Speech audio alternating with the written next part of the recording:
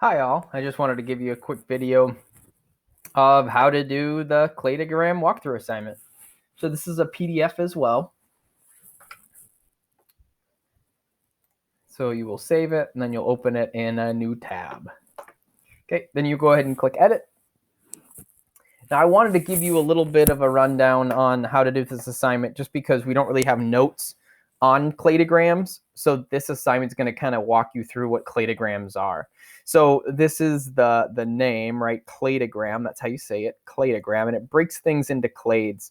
Clades are essentially groups. I was going to say tribes. Sometimes I think the actual definition of a clade is like a tribe. What that just means it just means it's a group of animals. And how do you group them together? You group them by certain characteristics that they all share. And it's kind of like a family tree, like an evolutionary family tree. So let's do this first one together. So we have 4 different organisms. We have a worm, a spider, a carpenter ant, and a fly. So, and here are some characteristics that we can kind of classify them by. So I'm going to go ahead and change to red. I'm going to zoom in a little bit so I have a little bit more definition. I'm going to start using my finger.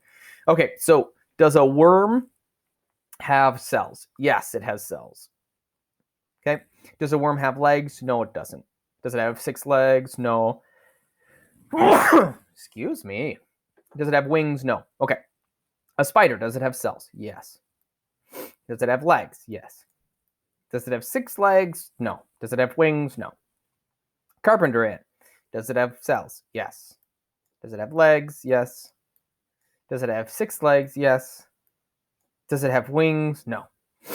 So you can kind of get where this is going. A fly has cells, a fly has legs, a fly has 6 legs, and it has wings.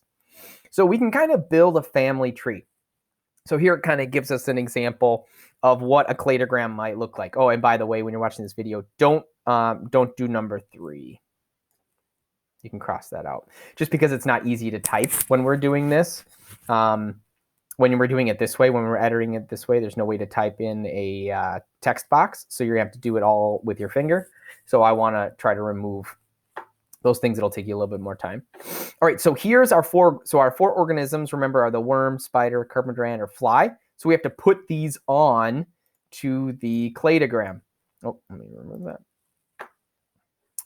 I'll use my arrows to move up and down now. Okay, so worm, spider, carpenter ant. And if we look evolutionarily, probably the first things that evolved were cells, and then legs, and then 6 legs, and then wings. So that's how we're going to kind of build our cladogram.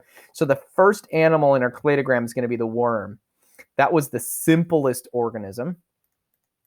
I'm going to zoom in so I can use my finger. Worm.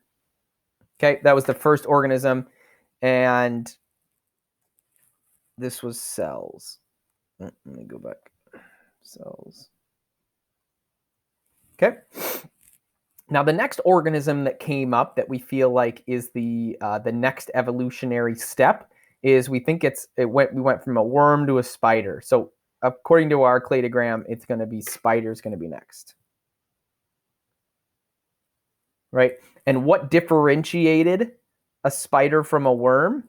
Well, it was the fact that it had legs. Oops. And if you notice, everything down the line, everything in this direction is going to have legs. Okay? So what was the next thing? The next thing was an ant. Okay? And what was the difference? What was the trait difference in between spider and ant? Well, if we went up here, an ant had 6 legs, and a spider only had legs. It has 8, right, specifically, but doesn't have 6. So here we're going to say 6 legs. Okay, and then so on and so forth. So what's going to go the last here? It's going to be the fly. Ugh, that's me writing with a mouse. And what was the distinction here? So make sure you fill that one in. I'm going to let you do that one. Okay, and so that's what a cladogram looks like. So let's kind of look at an example of the next. So it'll ask you some questions based on this cladogram.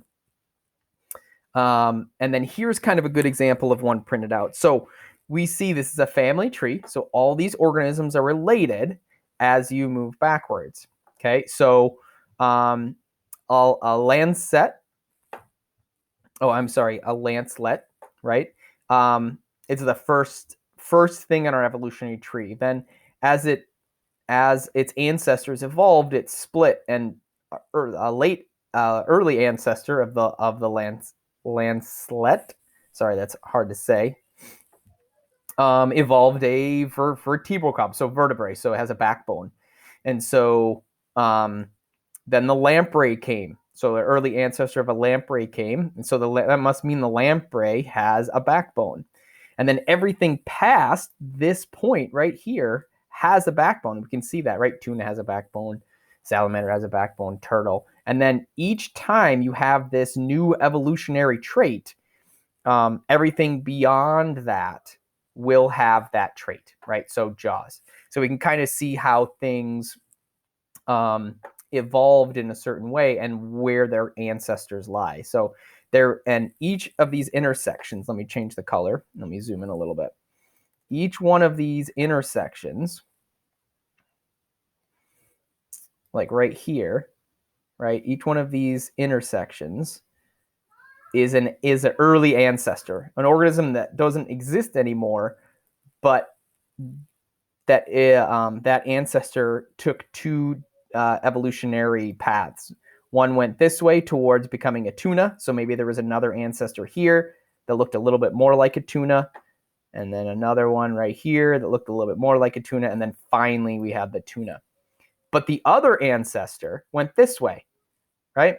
So the other speciation, right? Remember when we learned about speciation? Went in this direction. And it looks like it evolved legs, okay? And then so on and so forth. So here's a new ancestor that led to the leopard, and then ultimately the turtle as well, and the salamander. Okay, so all these areas kind of represent an ancestor. So I don't want this video to be too long.